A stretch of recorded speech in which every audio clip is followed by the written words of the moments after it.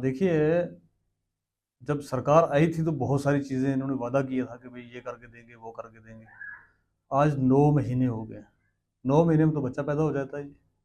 और जिस तरीके से ये मैं समझता हूँ कि भाई भारतीय जनता पार्टी के और सेंटर की सरकार के तलवे चाटने का काम हो रहा है, तो ये तो किसी को भी पसंद नहीं, ना यहाँ की आवाम को पसंद है, ना किसी पार्टी को पसंद है।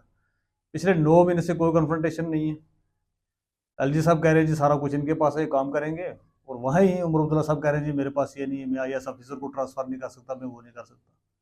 तो लोगों को जिस तरीके से ठगा जा रहा था, तो ये एक मैं समझता हूँ कि बिल्कुल सही डिसीजन है कि भाई ऐसे लोगों के साथ रह के तो कम से कम उनके इसमें भागीदार बनने की ज़रूरत नहीं थी।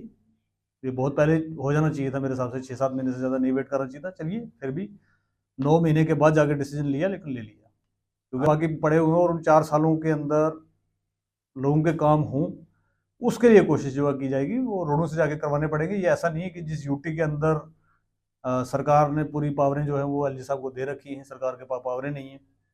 और जो पावरें हैं उनकी भी एक्सरसाइज जो है उमर अब्दुल्ला साहब नहीं कर रहे हैं। तो इसका साथ रहने का कोई फन बनता नहीं था मेरे हिसाब से। नहीं, फर्क पड़े ना पड़े, एनसी को फर्क पड़े ना पड़े, लेकिन जिन लोगों से वादे करके मैं समझता हूँ जो झूठ बोला गया लोगों के साथ, और जिस तरीके से लोगों को एक तरीके से मैं समझता हूँ कि भाई लोगों के साथ विश्वासघात किया गया है। आज वो कहाँ है 12 सिलेंडर? जो कहा जाता था कि 12 सिलेंडर जी आपको बड़े धूमधाम से मिलेंगे, इलेक्शन रैलियों के अंदर बोला जाता था। वुमेन्स के लिए जी हम गाड़ियाँ जो है वो आपको फ्री ऑफ कास्ट दे रहे हैं जी, वुमेन्स को कोई जो है इसका फेयर नहीं देना पड़ेगा। गाड़ियाँ ही नहीं है आपके पास, गाड़ियाँ अवेलेबल ही नहीं एसआरटीसी की, और आप अनाउंस कर रहे हो कि जी आप वुमेन को फ्री देंगे। गाड़ियाँ हैं कहाँ है? जम्मू कश्मीर के कौन से कोने में जो गाड़ी आपकी चल रही है वो बता दिया जाए ज़रा एक बार। तो ये सारी चीज़ें थी जिनको लेके जो लोगों को मैं समझता हूँ कि एक तरीके से डिच किया गया है। तो सरकार के साथ रहने का कोई फन नहीं है, और इनको फ़ायदा हो ना हो, लोगों के लिए लड़ना हमारा काम है। इनको भी लड़ना चाहिए था सरकार के साथ कि भाई अगर सेंट्रल गवर्नमेंट इनके अभी तक के फंड्स जो है अभी तक रिलीज नहीं हुए हैं, जो इस साल के भी 2025-26 के जो मार्च में क्लोजिंग आएगी, 2-3-4 महीने बचे हैं सारे, अभी तक जो है इनके पास फंड्स नहीं रिलीज किए गए हैं। तो उसके लिए लड़ाई लड़नी है भाई। आपने देखा दिल्ली के अंदर किस तरीके से अरविंद जी कभी सुप्रीम कोर्ट जा रहे हैं, कभी हाई कोर्ट जा रहे हैं, कभी रोड पे बैठ रहे हैं, कभी प्रोटेस्ट कर रहे हैं। तो लड़के काम करवाना होता है। स्कूलों की हालत ठीक करनी थी, इनसे नहीं हुई। हॉस्पिटलों की हालत ठीक करनी थी, इनसे नहीं हुई।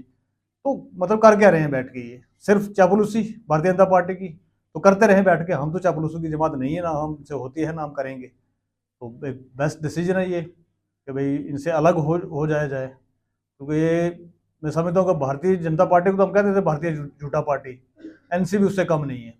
नेशनल कॉन्फ्रेंस जो है ये भी भारतीय जनता पार्टी की तरह ही है, और ये भी झूठ बोलते हैं। इनको सिर्फ अपना प्रोटोकॉल चाहिए था, वो 5 साल के लिए मिल गया है। फर्स्ट क्लास हॉर्न बजाने वाली गाड़ियाँ आगे पीछे चलेंगी, गाड़ियाँ मिल गई हैं, सैलरी मिल रही है, तो घर पे बैठो। ये लोगों के काम करने के लिए तो आए ही नहीं है। ये तो प्रोटोकॉल से दूर थे पिछले 10 साल से, तो वो परेशानी हो रखी थी इनको। अब प्रोटोकॉल मिल गया है तो इनको तो लोगों से कोई लेना देना नहीं है। अब 5 साल के बाद ये जाएंगे लोगों के पास, फिर से कोई नया नारा चल जाएगा। भारतीय जनता पार्टी को नारा देगी, उसका किसी जमात को फायदा हो जाएगा। यही चलता आया है पिछले 70 साल से हमारे जम्मू कश्मीर के अंदर, और अगले 70 साल भी यही चलेगा। यहाँ तो एक पानी की एक बूंद के लिए भी लड़ना पड़ता है, यहाँ पर बिजली टाइम पर ना आए तो उसके लिए लड़ना पड़ता है। तो लड़े बगैर तो यहाँ पर कुछ होता नहीं है, जो अभी तक का हमें इसमें देखा है।